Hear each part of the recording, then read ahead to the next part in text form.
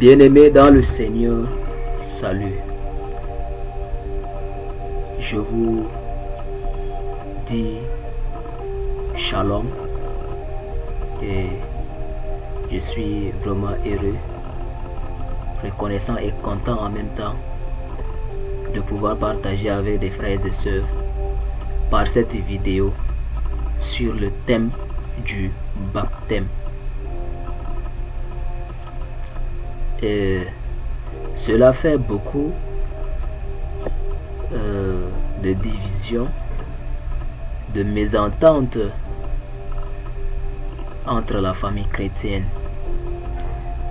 Il y a deux manières. Il y a trois manières, je pense bien. D'abord, le baptême par immersion, par aspersion, ça cause problème. Déjà, le baptême dans le fleuve et dans la piscine, ça cause problème. Et encore, le baptême au nom du Père, du Fils et du Saint-Esprit et le baptême au nom de Jésus, ça cause problème.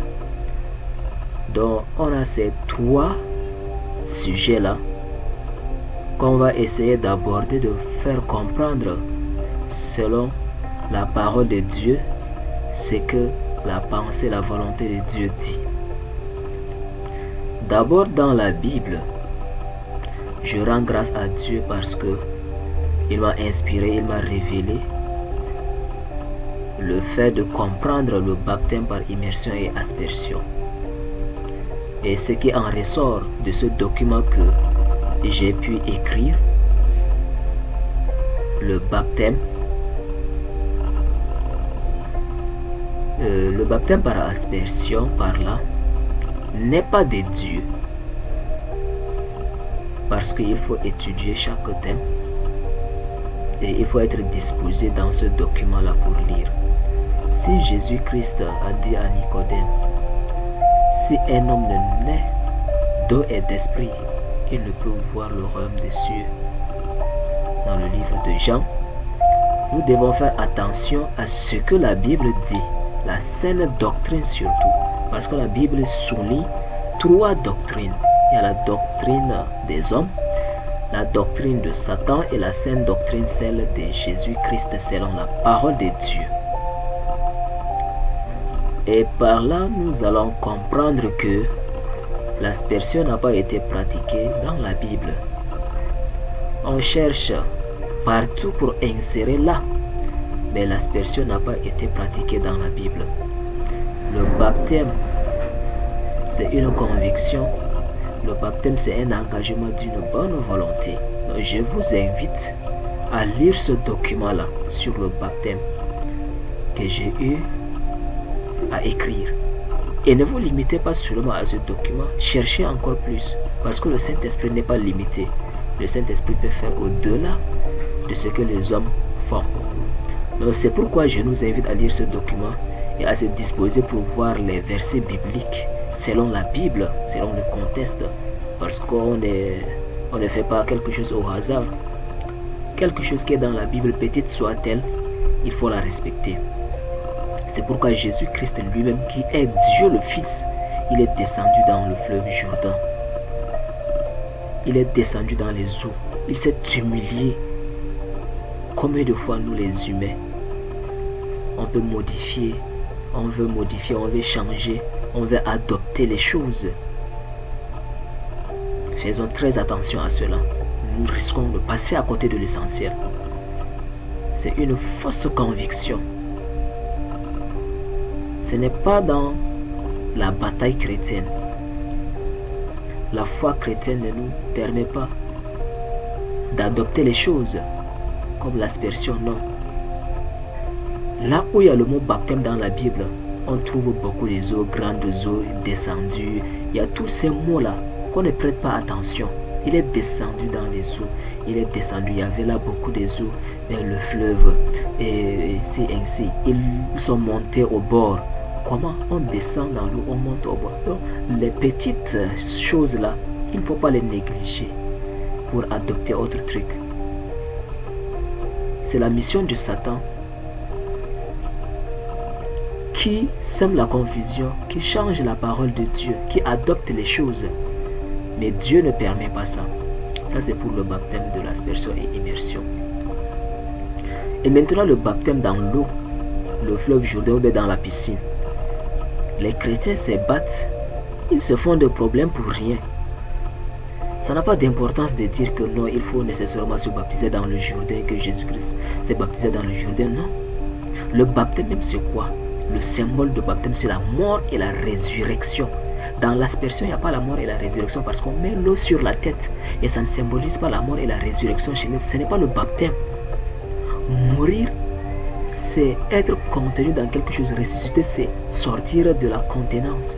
C'est pourquoi Jésus-Christ est descendu dans les eaux. Les apôtres ont baptisé dans l'eau. Mais dire qu'il faut nécessairement le fleuve ou bien le lac, non, la piscine, non. Ça c'est absurde et c'est vraiment une ignorance. Le baptême, que ce soit dans la piscine ou bien dans le rivière, dans le lac, c'est toujours le symbole de mourir et ressusciter. C'est la mort, être plongé dans l'eau, et la résurrection, sortir de l'eau. C'est ça le baptême. Au corps du Christ, le baptême de la repentance. Et c'est ça ici. Il n'est pas question d'aller seulement dans le fleuve. Même dans la piscine, on peut mourir et ressusciter. Il faut qu'il y ait beaucoup d'eau pour qu'on puisse mourir là-dedans et ressusciter. C'est ça ce que la famille chrétienne doit comprendre. Sinon, Jésus-Christ, quand il est mort, on l'a enterré où? Et maintenant, nous, on enterre comment les morts? Voyons.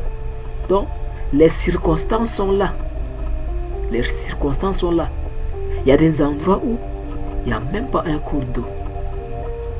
On creuse la piscine pour symboliser les eaux qui sont beaucoup. Seulement, il faut qu'il y ait la mort entrée et qu'il y ait la résurrection ressuscitée, sortir des eaux. C'est ça le baptême. Et hélas, on se torture, on se chamaille, on se fait des problèmes pour rien. Et c'est vraiment une grande ignorance à ce point-là. Et le baptême maintenant au nom du Père, du Fils et du Saint-Esprit, et le baptême au nom de Jésus, ça cause aussi assez de problèmes. Ça cause assez de problèmes. Et nous allons comprendre ici que il y en a ceux-là qui acceptent la Trinité, il y en a ceux-là qui n'acceptent pas la Trinité. La Trinité est biblique. C'est Satan qui a copié la Trinité pour bafouer cela. La Trinité a commencé d'abord dans la Bible. Le mot Trinité n'est pas dans la Bible. Comme le mot Bible aussi n'est pas dans la Bible. Mais le mot Bible, c'est comme la bibliothèque. Le recueil des livres. Donc c'est pourquoi le mot Trinité n'est pas dans la Bible, mais elle se fait ressentir, cette Trinité se fait ressentir dans la Bible. C'est pourquoi nous pouvons voir dans le document, dans le document que j'ai écrit, selon la Trinité, pour la connaissance de la Trinité, nous avons ici ange de l'Éternel, l'ange de l'Éternel. C'est-à-dire quoi? Entre-temps, il y avait le Saint-Esprit qui est là, l'ange de l'Éternel qui est là. Par exemple, moi je suis l'Éternel. Et l'ange de l'Éternel, c'est-à-dire mon ange à moi, il se manifeste quelque part. C'est ce que la Bible mentionne dans l'Ancien Testament. Jésus-Christ dans l'Ancien Testament était l'ange de l'Éternel. L'Éternel, c'est Dieu le Père, Dieu le Créateur, le Père. C'est pourquoi la Bible dit l'ange de l'Éternel dans l'Ancien Testament, qui fait mention à Jésus-Christ. La Bible mentionne dans l'Ancien Testament l'ange Michael dans Daniel 10. Donc Daniel a prié et le prince de l'air a stoppé cet exaucement. Maintenant, il a fallu que l'ange Michael descende au 21e jour pour combattre cette résistance. Donc c'est pourquoi on dit l'ange Michael. Il y avait l'ange de l'Éternel, l'ange Michael, il y avait le Saint-Esprit de Dieu aussi là. Donc il faut comprendre cela. Et nous pouvons dire aussi que la Bible dit parole de Dieu. La parole de Dieu, Jésus-Christ est la parole de Dieu. Dans Jean chapitre 1, le verset 1 à 13, au commencement était la parole était avec Dieu et la parole était Dieu. Elle était au commencement avec Dieu. Tout a été fait par elle. Et rien de ce qui a été fait n'a été fait sans elle. Au commencement était la parole était avec Dieu et la parole était Dieu. Étudions ce passage-là. La parole était avec Dieu. Le mot avec signifie la possession. Donc Dieu le Père possédait sa parole en lui, avec lui. La parole de Dieu était avec Dieu. Et elle était Dieu parce que la parole de Dieu était avec Dieu, laquelle a l'identité de Dieu le Père. Donc elle est Dieu le Fils. Jésus-Christ est Dieu. Il a l'identité de la divinité. Il est Dieu le Fils parce qu'il sort du Père. Au commencement était la parole était avec Dieu. Donc si je te dis maintenant que ta parole est avec toi, est en toi, avant que tu ne parles, ta parole est dans toi. Donc tu l'exprimes, elle sort. Donc en sortant, elle peut être faite chair ailleurs. Donc tu es là, ta parole s'est faite chair, comme Jésus-Christ s'est fait chair et est venu dans le monde. Il est sorti de Dieu le Père. Il s'est fait chair pour venir dans le monde, et tant que Dieu le Père est là. Donc c'est pourquoi elle était avec Dieu et elle était Dieu. Avec et elle était Dieu. Donc nous pouvons comprendre cela. Jésus-Christ était la parole de Dieu. Et il était l'agneau de Dieu. Il était l'agneau de Dieu. Dieu le Père est là. Jésus-Christ est son agneau. Parce que Jésus-Christ est le sacrifice et le sacrificateur aussi. Le sacrificateur n'est pas Dieu le Père lui-même. Le sacrificateur sacrifie quelque chose à Dieu pour la rémission des péchés du coupable. Comme le sacrificateur Aaron et ses enfants. Il sacrifiait les victimes pour expier le péché du peuple. Et il se tournait vers Dieu. Donc Jésus-Christ est le sacrificateur. Il se tournait vers qui? Vers Dieu le Père. Et il est en même temps ce sacrifice, l'agneau de Dieu.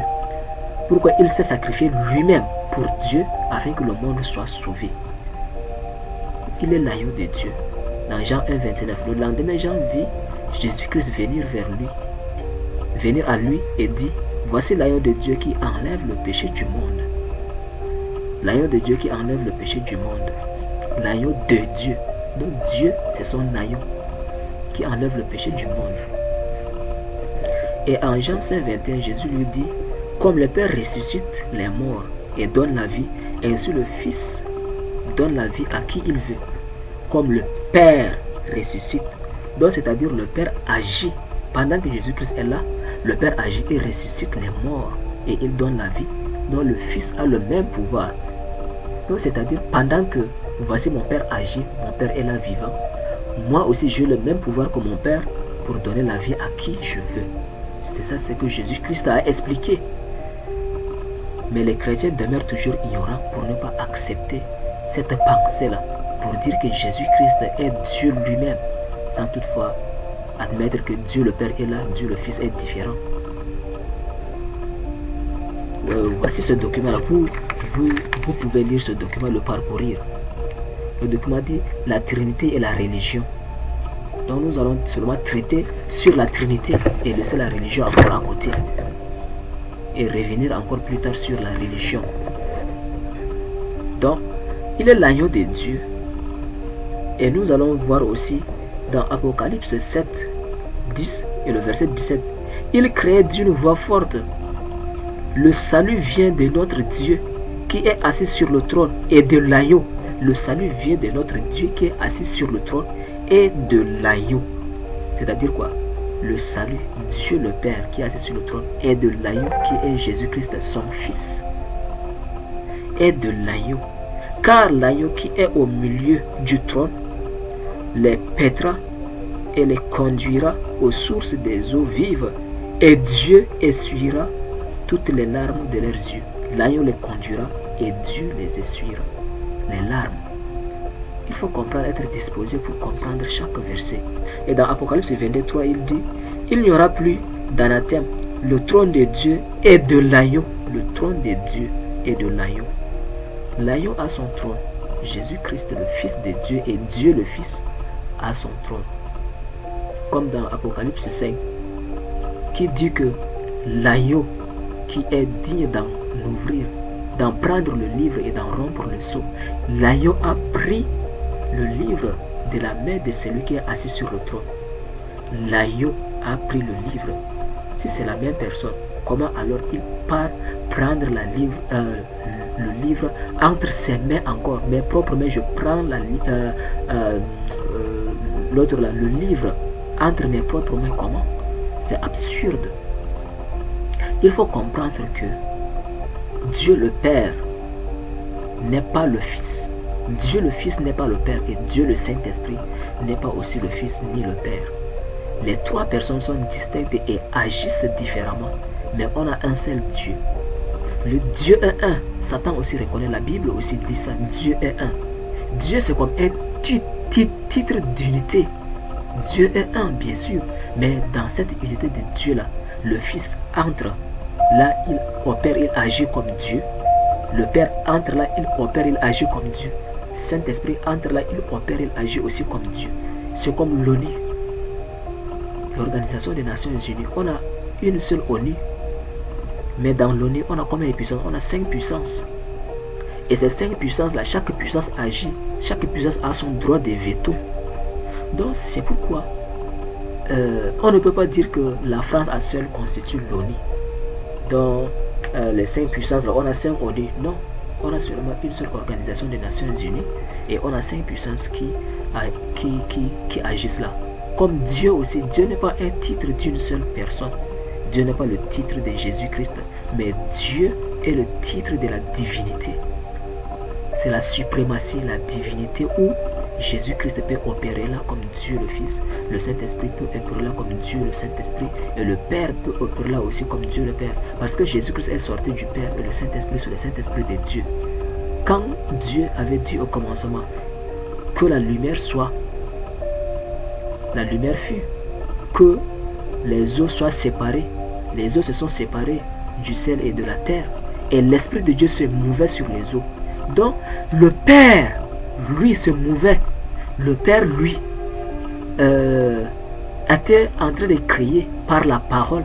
Parce qu'il parle, Jésus-Christ est le Verbe créateur. C'est pourquoi la Bible dit que toute chose a été créée par Jésus-Christ.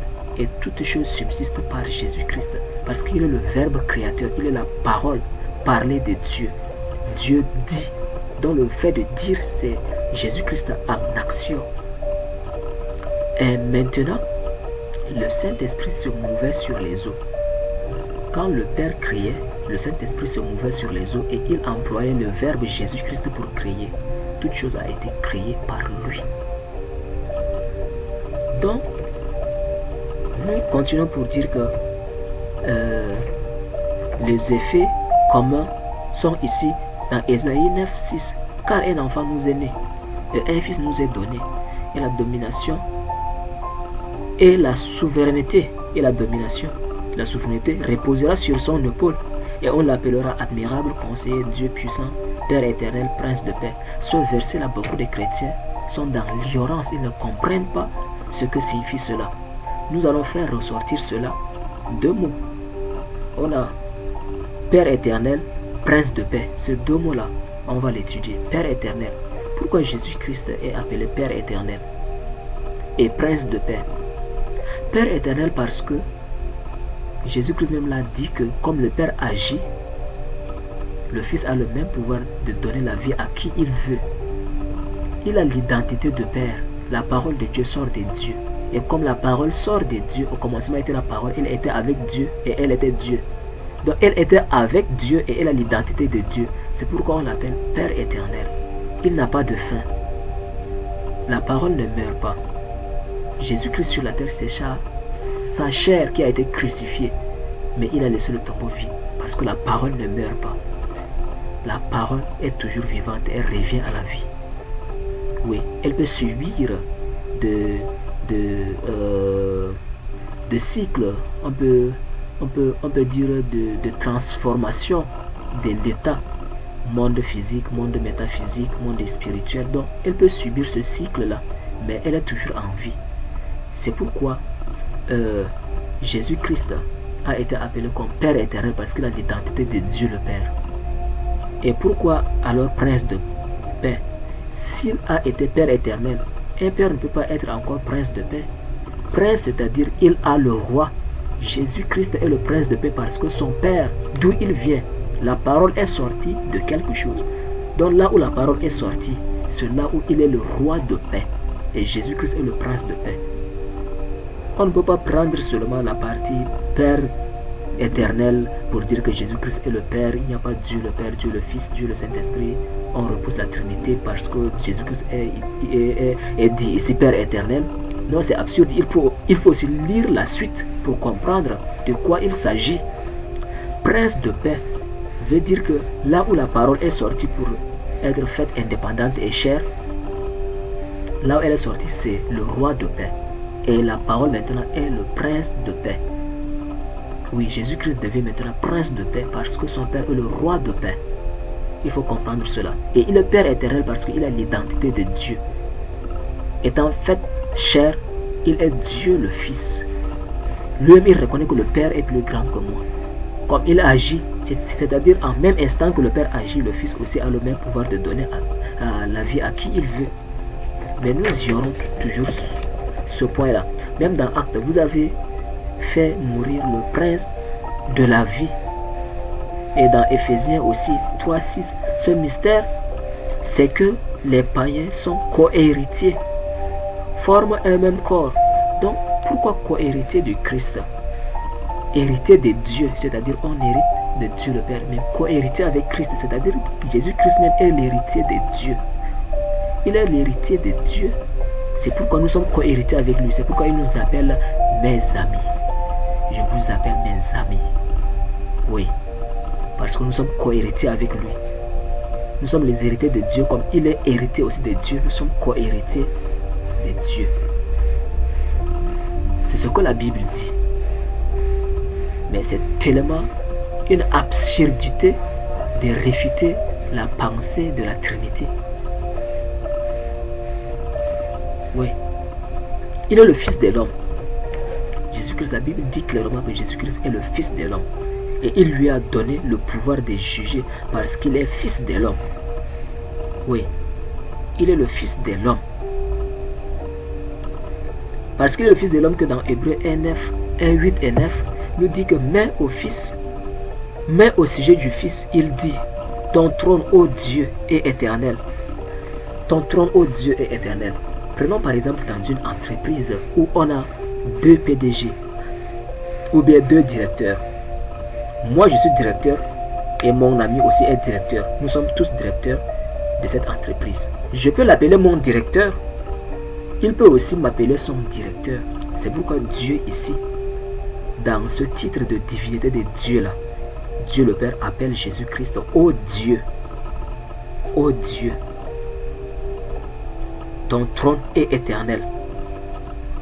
Ô ton trône est éternel. Le sceptre de ton règne est un sceptre d'équité. Tu as aimé la justice et tu as haï l'iniquité. Tu as aimé la justice et tu as haï l'iniquité. C'est pourquoi, ô Dieu, ton Dieu t'a oint d'une huile de joie au-dessus de tes égouts. Ô Dieu, ton Dieu t'a oint. C'est ça. Je peux appeler l'adjoint mon directeur. Il peut m'appeler aussi son directeur. C'est ça ici Dieu. Et c'est dans l'amour. Ce n'est pas parce que je suis le titulaire que je ne peux plus appeler mon adjoint mon directeur. Non, il est aussi un directeur, bien qu'il soit adjoint. Donc c'est pourquoi Jésus-Christ reconnaît que Dieu le Père est plus grand que lui. Mais comme il agit lui-même, il a le pouvoir de donner la vie à qui il veut. C'est ça. Ce ministère et ce mystère de Dieu en même temps. Jésus-Christ est avocat. Comment agit un avocat? Un avocat ne peut pas être sans juge. Quand on parle de l'avocat, c'est que le juge est là. Sinon, l'avocat va défendre qui? Auprès du juge. Quand on parle de l'avocat, il faut qu'il y ait un juge. S'il n'y a pas un juge, s'il n'y a pas la justice, est-ce qu'il est nécessaire d'avoir un avocat? Non. Donc c'est pourquoi Jésus-Christ est notre avocat. La Bible dit dans 1 Samuel, chapitre 2, le verset 25, que si un homme pêche contre un autre homme, Dieu sera son juge.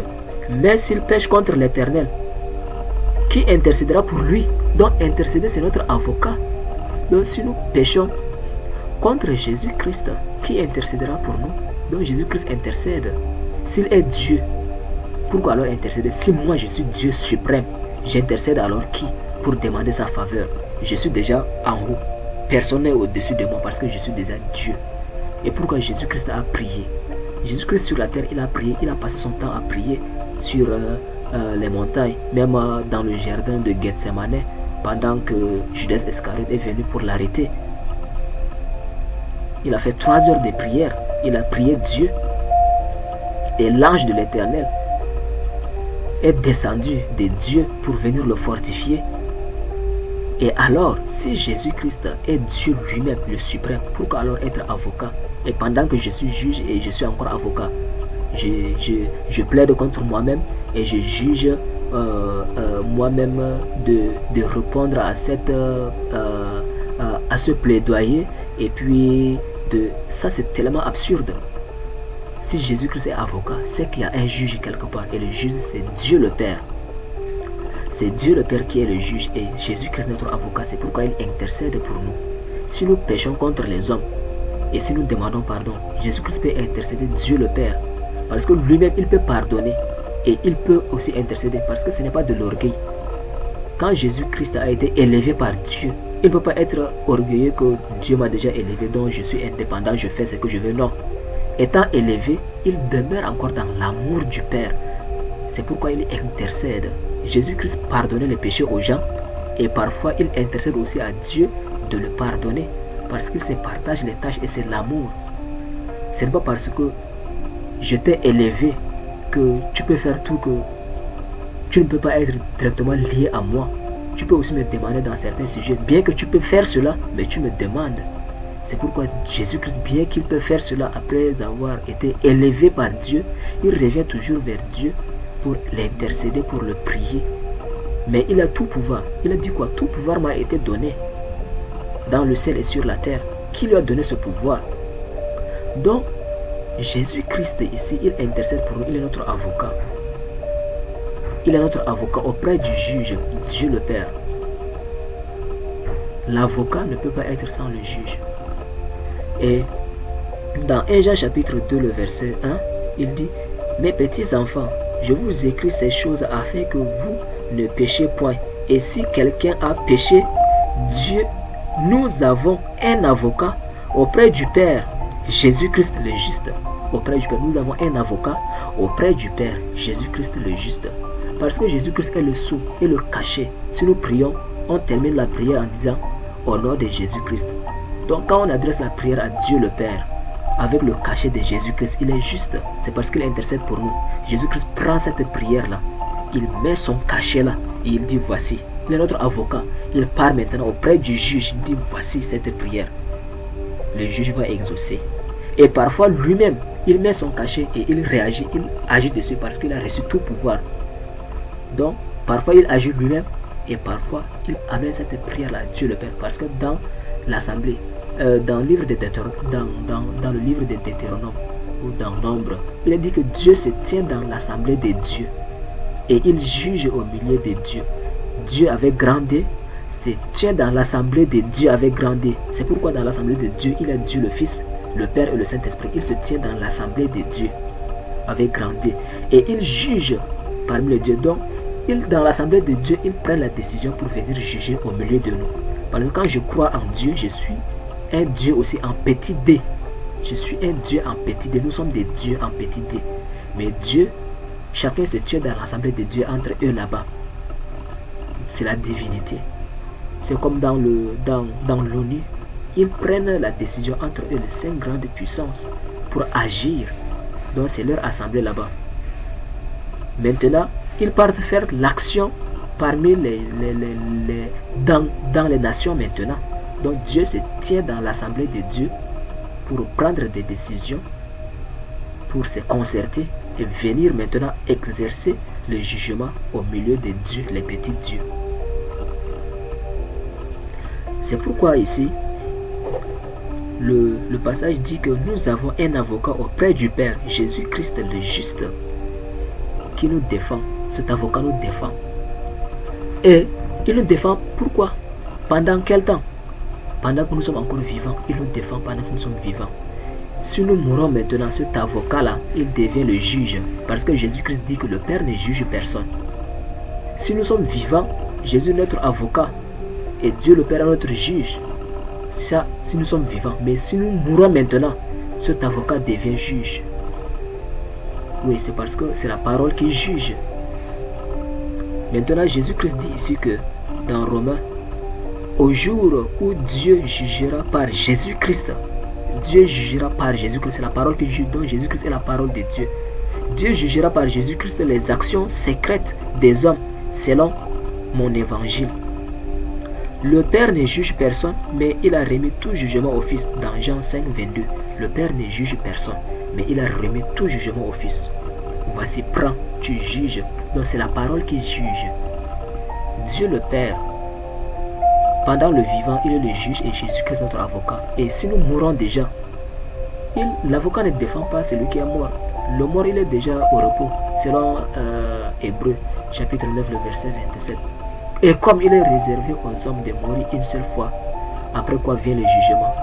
Donc on ne meurt qu'une seule fois. Et si nous sommes morts déjà, nous ne faisons pas des actions. Donc on ne défend pas un mort. Le mort, on le juge. Donc après la mort, c'est le jugement. Après la mort, il n'y a pas le truc d'avocat, il n'y a pas le truc de plaider, il n'y a pas le pardon. Après la mort, c'est le jugement. C'est pourquoi, étant en vie, il ne faut pas mourir dans le péché. Il faut vivre dans la sanctification. Donc Jésus-Christ est notre juge après la mort. Pourquoi il a reçu tout jugement du Père. Le Père ne juge personne. Maintenant, le Père, le Fils et le Saint-Esprit.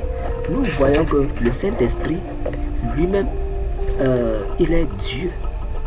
Et nous voyons dans Matthieu chapitre 28, le verset 19, à l'effet de toutes les nations du disciples le baptisant au nom du Père, du Fils et du Saint-Esprit.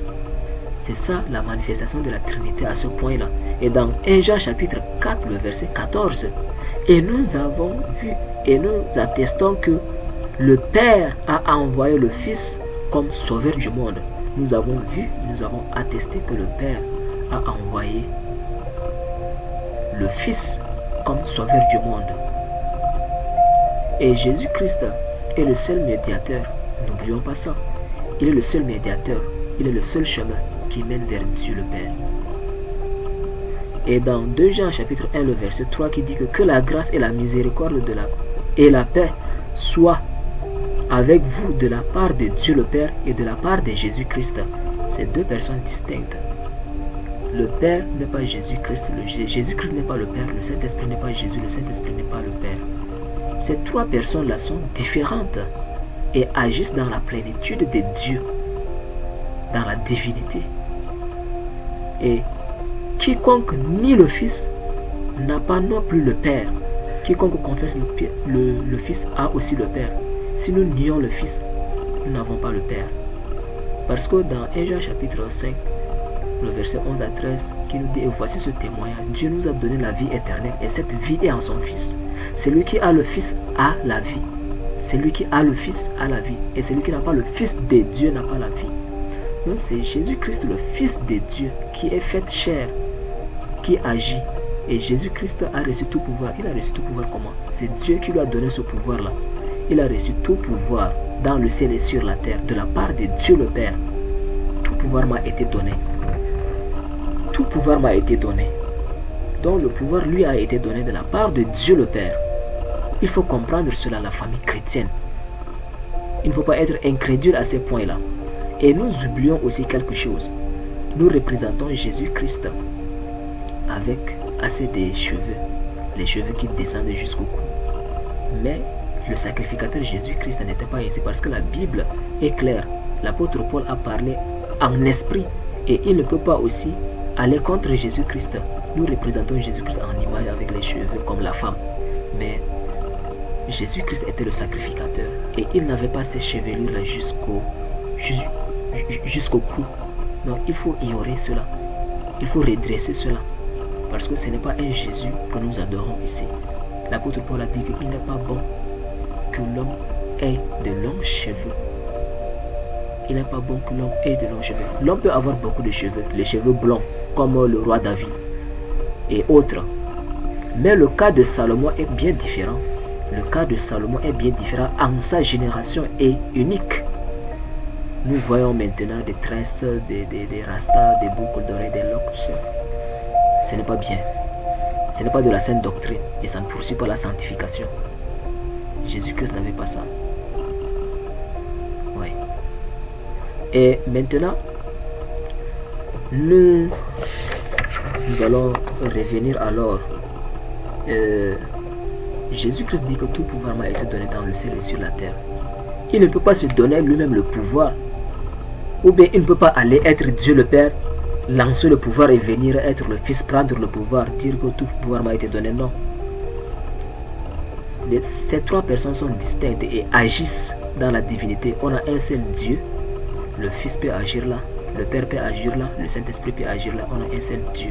Mais on a plusieurs personnes, trois personnes qui agissent dans ce ministère de la divinité là. Comme on a une seule ONU, Organisation des Nations Unies, mais on a cinq puissances qui agissent là. C'est ce principe là. Et maintenant nous allons descendre sur le baptême maintenant. Si nous avons compris la Trinité, nous avons oublié aussi quelque chose. Nous représentons Satan avec des cornes. Mais en oubliant que Jésus-Christ lui-même, il avait, dans Apocalypse, si nous lisons dans Apocalypse bien, la Bible mentionne que Jésus-Christ représentait, il avait l'image de la corne. Il avait 7 yeux. L'agneau de Dieu, de sa bouche sort de feu. Et l'épée sort de sa bouche, la langue. Comprenons cela. Satan a copié ce qui est saint pour aller tourner cela. Satan a copié ce qui est saint pour aller tourner cela. Satan tourne aussi son film, mais c'est vis-à-vis à ce qui est saint qu'il cherche à tourner cela, à renverser. C'est tout simplement ça. Jésus-Christ avait l'image de la corne, l'agneau de Dieu qui avait 7 yeux, oui, qui avait de cornes, et de sa bouche sorte le feu. Cela veut dire quoi? Cela veut dire quoi? Il ne faut pas ignorer ça aussi. Si nous représentons l'ennemi avec la corne et que nous représentons Jésus-Christ avec des longs cheveux, ça c'est une ignorance. C'est une ignorance. Connaissons la Bible, lisons bien la Bible. Jésus-Christ, il a vaincu pour la gloire de Dieu le Père. Et Jésus-Christ est Dieu le Fils. C'est pourquoi il n'est pas entré en combat avec Lucifer qui a péché. Il a plutôt mandaté l'ange Michael parce que Jésus-Christ est celui que Dieu le Père a créé le monde avec la parole, le verbe créateur. Donc lui, il ne peut pas aller contre sa créature, combattre contre sa créature. C'est pourquoi Jésus-Christ n'a pas combattu Lucifer. C'est parce que lui, il est Dieu le Fils. Dieu ne peut pas combattre sa créature. C'est pourquoi il a mandaté l'ange Michael de combattre contre Lucifer. Il faut voir ce mécanisme-là aussi. Et nous allons comprendre que le Créateur n'entre pas en contestation contre sa créature. Mais le Créateur, il domine sur sa créature. Mais il ne combat pas sa créature, non. Il exerce le pouvoir sur sa créature, mais il ne combat pas sa créature. C'est pourquoi il mandate sa créature d'aller contre sa créature. Oui, il mandate l'ange Michael de combattre Lucifer pendant qu'il est là. Tout pouvoir lui a été donné, il est là. Oui, le Saint-Esprit est là aussi, Dieu le Père est là. Il dit, bon Michael, toi tu peux aller combattre parce que lui là, il est notre créature, donc on ne peut pas combattre, on ne peut pas aller contre sa créature.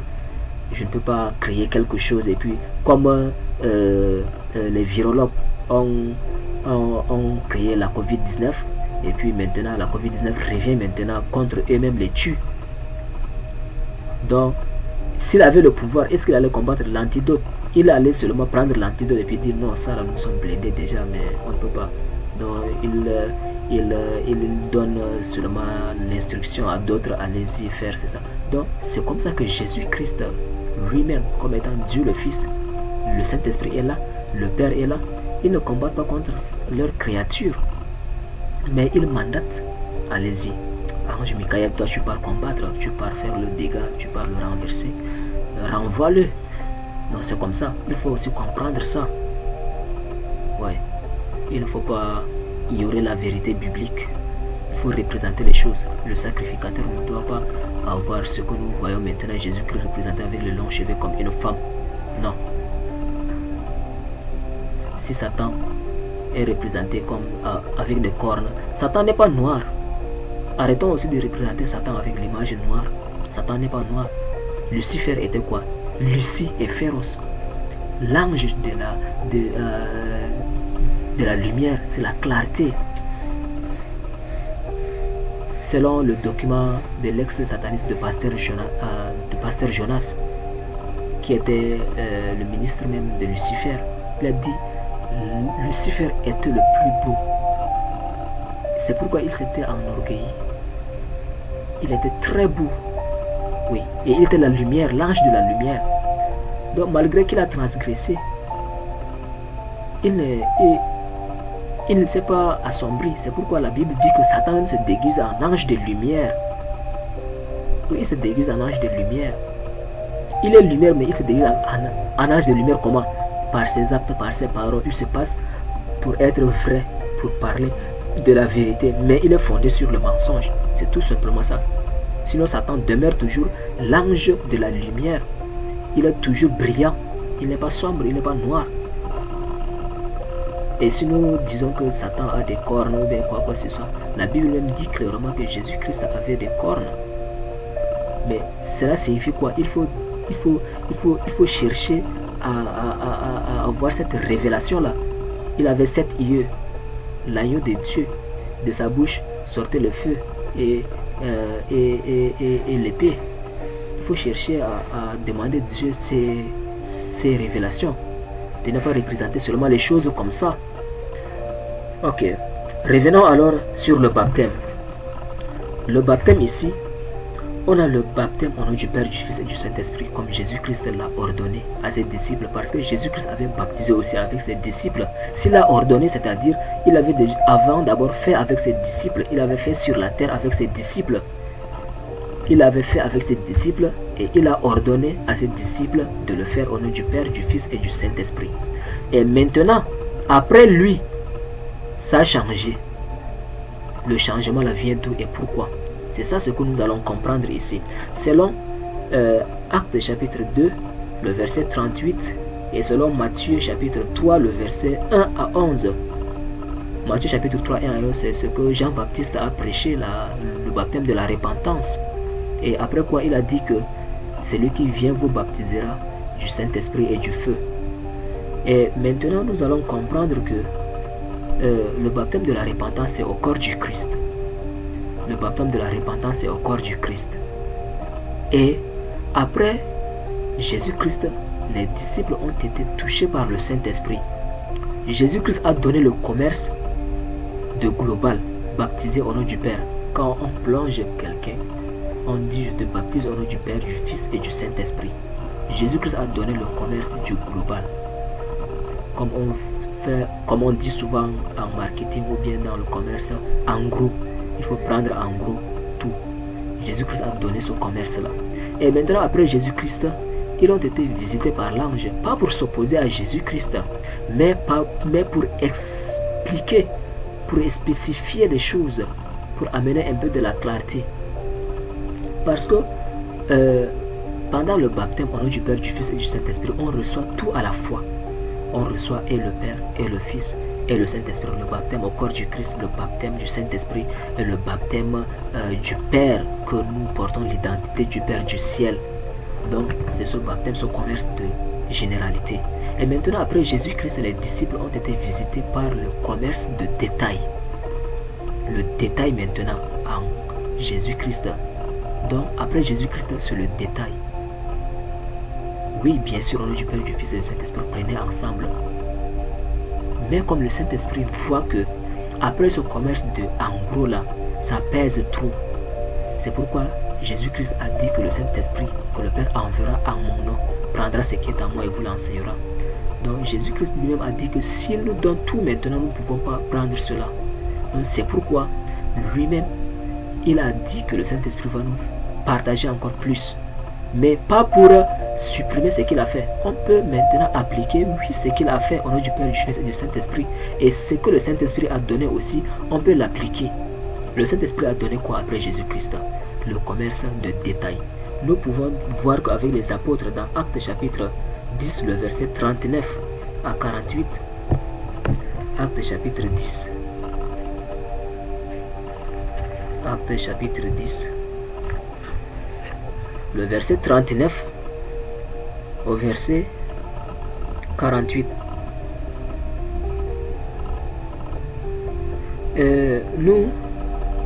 Nous allons lire au verset 43 et 43 à 45. 43 dit: tous les prophètes rendent de lui les témoignages que quiconque croit en lui reçoit par son nom le pardon des péchés. Comme Pierre prononçait encore ces mots, le Saint-Esprit descendit sur tous ceux qui écoutaient la parole. Tous les fidèles circoncis qui étaient venus avec Pierre furent étonnés de ce que le don du Saint-Esprit était aussi répandu sur les païens. Alors Pierre dit: peut-on refuser l'eau du baptême à ceux qui ont reçu le Saint-Esprit aussi bien que nous? Alors la question se pose à ce niveau-là, dans le commerce de détail. Quand l'apôtre Pierre, il partageait la bonne nouvelle de l'évangile, le Saint-Esprit est descendu sur le baptême du Saint-Esprit, parce que les païens avaient le cœur ouvert. Quand on a un cœur ouvert, le Saint-Esprit nous impacte même avant le baptême de l'eau. Sinon, dans la norme, le baptême de l'eau ouvre la porte à la communion avec le Saint-Esprit. Parce que le baptême de l'eau, c'est le baptême de la repentance, le baptême au corps du Christ. On se baptise au corps du Christ afin d'avoir la communion avec le Saint-Esprit. Parce que l'homme animal ne reçoit pas ce qui est de l'esprit.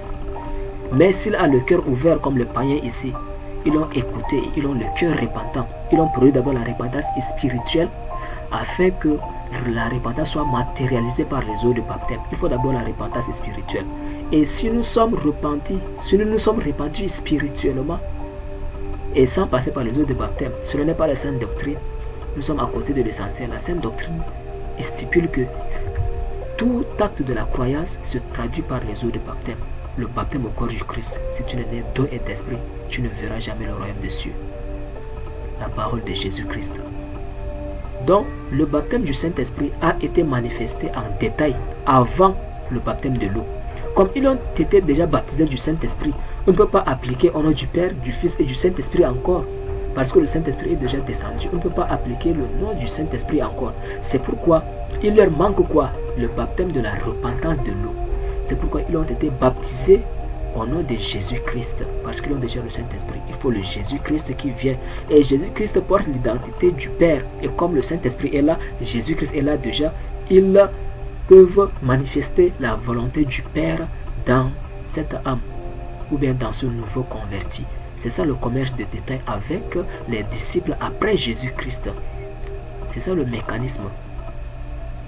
Et si en prêchant, l'âme n'a pas reçu le Saint-Esprit, il n'a pas manifesté la présence du Saint-Esprit en lui, nous pouvons le baptiser au nom du Père, du Fils et du Saint-Esprit.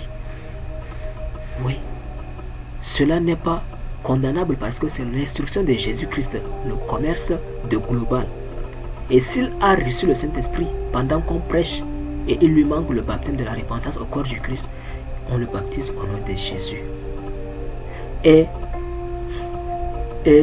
les disciples, comme ils ont compris cela, ils ont appliqué encore le commerce de détail là avec d'autres croyants, d'autres païens. Parce qu'il y en a ceux-là, ils ont prêché la repentance. Ils se sont repentis. Donc ils les ont baptisés au corps du Christ. Et comme ils n'ont pas reçu le Saint-Esprit, ils devraient les baptiser au nom du Père, du Fils et du Saint-Esprit parce qu'ils n'ont pas reçu le Saint-Esprit avant. Mais ils ont jugé sur la repentance. Ils ont prêché la repentance. Ils ont prêché la repentance. C'est pourquoi ils l'ont baptisé au nom de Jésus et ils ont imposé le main après pour que le Saint-Esprit vienne. C'est ça le commerce de détail encore. On peut recevoir le Saint-Esprit avant le baptême d'eau, ou bien après le baptême d'eau, ou bien pendant le baptême d'eau. Et c'est ça le commerce de détail. Mais les chrétiens ne s'assoient pas pour comprendre cela et on se divise. Le baptême, si on se divise sur la base de l'aspersion et de l'immersion, c'est normal parce que on ne peut pas admettre l'aspersion comme le baptême. C'est une ignorance. Oui. Mais si c'est sur la base d'immersion, et que ce soit au nom du Père, du Fils et du Saint-Esprit, ou bien au nom de Jésus, ou bien dans la piscine, ou bien dans la rivière, on accepte cela. On accepte cela parce que tous traduisent la même chose. Tous traduisent la même chose. Que ce soit en détail, que ce soit en gros, au nom du Père, du Fils et du Saint-Esprit, c'est toujours la même chose. Et ça communie les trois personnes là ensemble. Oui. Comme ils ont déjà reçu le Saint-Esprit avant, on les baptise au nom de Jésus-Christ pour la repentance. Et comme ils n'ont pas reçu aussi le Saint-Esprit, on a prêché la repentance. Comme ils sont repentis, on le baptise pour la repentance et qu'on impose après les mains pour le Saint-Esprit après. C'est toujours la même chose. Et c'est toujours pour le royaume de Dieu et pour la saine doctrine. Et soyons posés pour comprendre chaque thème. Et que Dieu nous bénisse dans tout ce que nous faisons. Selon la saine doctrine, bien sûr. Que Dieu nous bénisse et que Dieu nous aide. Que Dieu fasse à ce que nous puissions marcher encore dans la saine doctrine. Que nous puissions être victorieux poursuivant la saine doctrine, la sanctification et la vérité en étant dans la lumière pour la gloire de Dieu. Et que Dieu vous bénisse. Pour ce faire, il y a encore assez de documents que nous pouvons lire à la lumière de la Bible. Je ne dis pas qu'il faut passer le temps à lire ces documents sans toutefois lire la Bible. Il faut lire la Bible, il faut lire ce document-là pour comprendre la pensée de la Bible. Oui, la Bible est basique. Nous pouvons lire la Bible. Mais comme beaucoup de chrétiens lisent la Bible sans toutefois comprendre, on interprète autrement. C'est pourquoi l'objet de ces documents-là, il faut les lire pour comprendre quelle est la pensée de Dieu selon la Bible et méditer plus encore la Bible. Que Dieu nous bénisse et qu'il soit avec nous.